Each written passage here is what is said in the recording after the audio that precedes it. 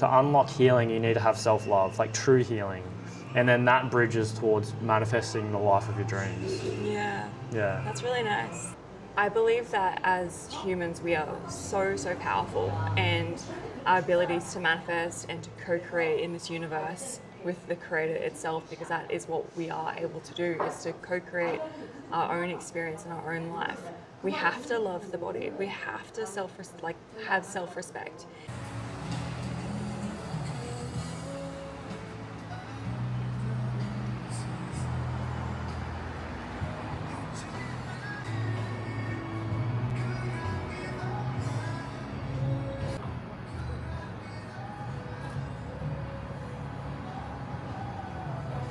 We have a peach iced tea. And I have a pineapple and tangerine smoothie / juice. It's actually absolutely insane. Because it is hype and hot today in Korea.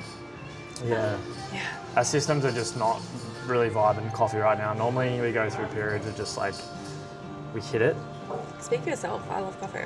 Yeah. I almost got out. I love coffee. I absolutely love coffee, but the system doesn't. Yeah, it does hurt a little bit. Got to honour the system. Yeah. Yeah, we've had an amazing day today. Yeah. Speaking of honouring the system, self-love is our flavour of the day.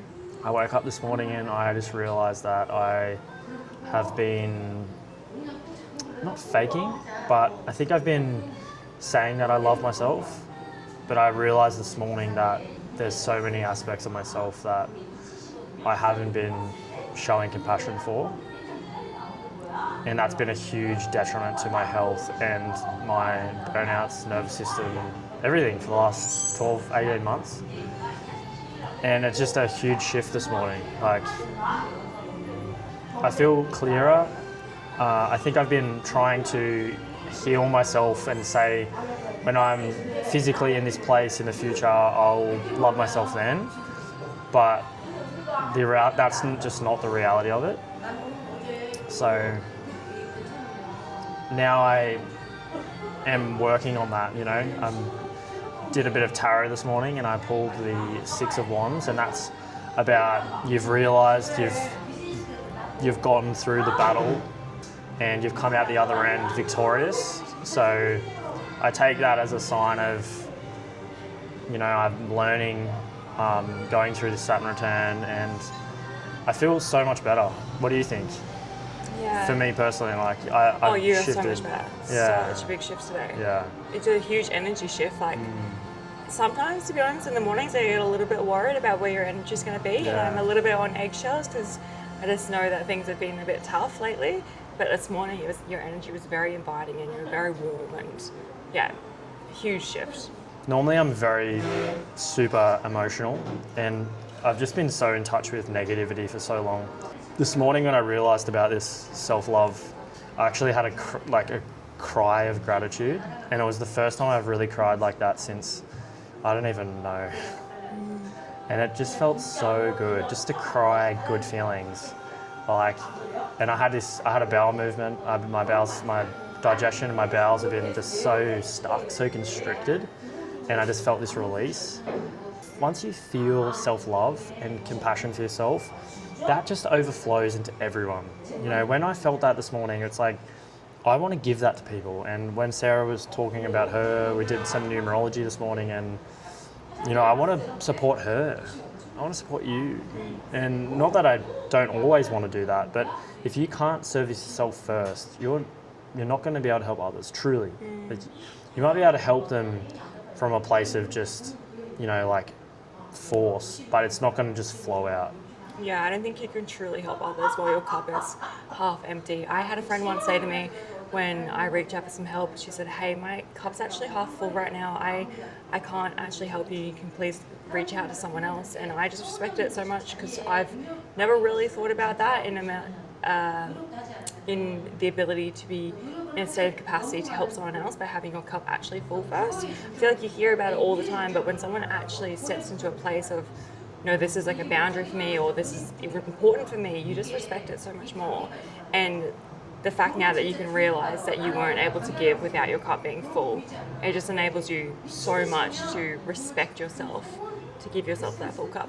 But I do think on the back of our chat yesterday about manifestation, we chat about self-love being the intention as a form of manifestation, self-love. Because when your intent is in a place of lack or frustration or validation or something that is being your motive forward for your manifestation, it's not the truest intent for what you can manifest or who you can become. And I think that the universe really knows that. I think if your intent is out of a lack mindset, it's not true manifestation. It's not going to be the easy flow of what it could be. So I think that your health coming into a good place today as opposed to where it's been for the last few weeks, because the motive is self-love. As soon as you stepped into the motive of self-love as the manifestation of moving forward, that motive is the thing that moved your manifestation forward, as opposed to the fear that you've been in recently as the motive. Yeah, exactly. That makes sense? Yeah. I resonate with that. And for someone listening to this, I guess, like, what was that realization for me this morning? I think I was just sitting there when I woke up and I was just literally looking at my body, and I just started to realize that, you know, what I put it through with the bodybuilding prep and, you know, the years of the drugs and, you know, just the abuse, and it's literally still here. And like the realization that I had was that if this body couldn't keep up with that, I wouldn't have a body, and I wouldn't be able to love my wife and hug her and show her love and, you know, like throw my kids in the air one day when we have kids and just like have a physical experience. All of the torture that I've put it through, it's still here. It's still fighting for me. And I just realized that my body hasn't been healthy. I've been burning out. I haven't been respecting what it needs. I've been doing things to it that doesn't want, based out of ego things, validation. That was the cry that I had this morning. I was like, wow, like it's still here. And it was this almost like this compassion that I had for my body, like it was separate to me, because I'm a soul in this body that's not me, it's not mine. When I die, it will go and I won't have it anymore. But during this lifetime, I have this body, and yeah, like you just need to honor it. You need to just give it what it needs. And if you just need to sleep, like don't force the change, or, you know, I've been trying to force the healing so I can get better, and then God knows what. I've had a distorted mindset around healing and health and my body, and that really clicked for me today. Like, what is self-love? And that's just realizing the body is just this divine vessel that you get to experience a physical reality with. I believe that as humans we are so powerful, and our abilities to manifest and to co-create in this universe with the creator itself, because that is what we are able to do, is to co-create our own experience in our own life. We have to love the body. We have to have self-respect, and we have to have self-love and compassion, because that is the means to manifestation. That is the means to creating the life that you want, because it's your vessel to get you there.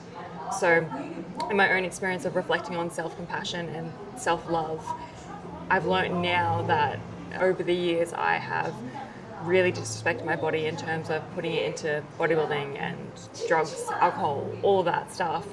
And now I have so much respect for my body. I thought I did back then. I thought I was able to love myself, but I think in the place I am now, I've got so much compassion for who I used to be when I treated my body like that.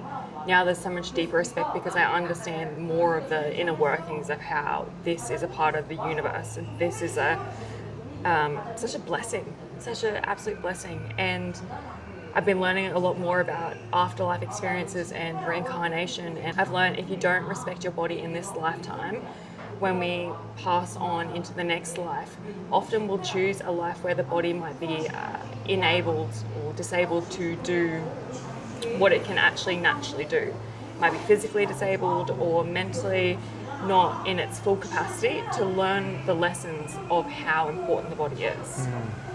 I do think because you were treating your body so poorly with your mental thoughts, and that was manifesting, it wouldn't just continue through this lifetime, it would go into the next lifetime. So you're really doing a disservice as a human being in its full capacity when we don't have that self-love for ourselves. Yeah. And I think it's a testament to manifesting, because we know as a soul our job here on earth is to evolve, it's to ascend. So if you're in a place where you're manifesting something poorly for your health or mentally, or you're stuck in a rut, or you're ruminating in a thought and you can't break free from that, like Ssarah said, you will just carry that through to the next lifetime. And maybe we're getting a little bit ahead of ourselves talking about the next lifetime because we're here now in this lifetime. But self-love is literally like, I feel like it's the bridge to healing and manifestation in one. To unlock healing, you need to have self-love, like true healing. And then that bridges towards manifesting the life of your dreams. Yeah. Yeah. That's really nice. Yeah. It's a beautiful connection. I think that was the connection that I had this morning. Because I've done this work, in the past. I was saying to Ssarah, I got to this point where a few years ago I had this breakdown, and then I realized self-love. And that's when like all of the missing pieces came back to me. But then I was still living out these other habits and patterns that were limiting me, like the bodybuilding, steroids, and all that sort of stuff. And now I've had this next breakdown, but it was just further along in my path. I'm just ascending more at this time. So it's like reconnecting again with self-love, but I'm at a different point in my life. And now I understand I've been working so much on healing, but I haven't been connected to self-love. And now that I'm connected to self-love, the thought of manifestation just seems so obviously clear and easy to me. Because now that I'm connected to this thing that I can only find within me. Like I've been looking for self-love and validation outside of me. If I win the bodybuilding comp, if I get the job, all of these things, then, or if I grow an audience, or I blow up on Instagram or social media, then I'll gain all this validation that will then allow me to feel self-love. But I've realized that you can only have compassion for yourself inside. And it's easy for me to say that, but it's really hard to give that to someone. You have to inwardly connect with yourself and find that within yourself. And there's so many ways you can do that. Like you need to just have a place of reflection. Just be honest. Just be so honest and raw with how you feel. And now, like manifesting my life seems like such a joy because I've found the love inside me, and it's like I've connected with my heart, and then it makes you feel powerful, and that power gives you the ability to know that you're a divine being and you can manifest whatever you want. It's very true that as humans we were created from love. Think of the physical act of conception. It is an act of love to create a human being. To create life came from love. And the heart center is the greatest energy center within our whole being. So we have so much capacity to create from a place of love. You actually can't create from a place of fear or pain. And in the deep spiritual realm of things, that is why there's a lot of manipulation around love and fear, because humans can create so easily when they are in love. Topic for another day, but just leaving that seed there. If you want to chat about that, slide to our DMs. Maybe a Patreons. Get into the conspiracies. Ooh, I like conspiracies. Manifestation can seem like a lot of effort when it's coming from a place of fear and lack or greed and a lack of abundance, essentially. But when it's from a place of joy, love, happiness, and intent towards knowing your full potential of who you are, who you can be, then it's so much more joyous. There's no restrictions on, I must have it done now, I must have everything now or yesterday, and there's all these time constraints or limitations on it. It becomes this full expansion of being when you're in that place of love. And self-love is truly the first step to that process. And this literally ties into what we were talking about yesterday. If you go back to yesterday and watch the chat we were talking about, where I was talking about Joe Dispenza, if you want to change your state of being, you can just think it and then be it, because in the mental realm, there's no physical, so you can just bypass the doing part. And I was trying to manifest this new state of being, and like Ssarah literally just said, you can't do it from a place of fear, which is where I've been. And this morning I connected to self-love again. And now that shift in my mental state has just happened because I've connected with love. So you can manifest a new state of being, but if you aren't connected to self-love, it won't happen. Or it happened very slowly, very, very, very slowly. Yeah. Maybe. Which is not, I guess, yeah, maybe, I don't know. Yeah. What are your thoughts? What do you think about creating from a place of self-love or a place of lack? How has that been for you when you've been in a place of creation? If you're working towards a goal, if you're working towards maybe something at work, you're in health, when you're working from a place of fear, how did that compare to working in a place of love? Love to hear your thoughts on it as Yeah. well. You're at coffee with us too, so this is a three-way conversation. Or tea and juice with us. Yeah. So yeah, we are 2 days out from Japan and we have a van soon. Thank you so much for tuning in. We have these coffee chats every single day. Please subscribe to our journey so you don't miss out, and we'll see you tomorrow. See you tomorrow. See ya. Bye.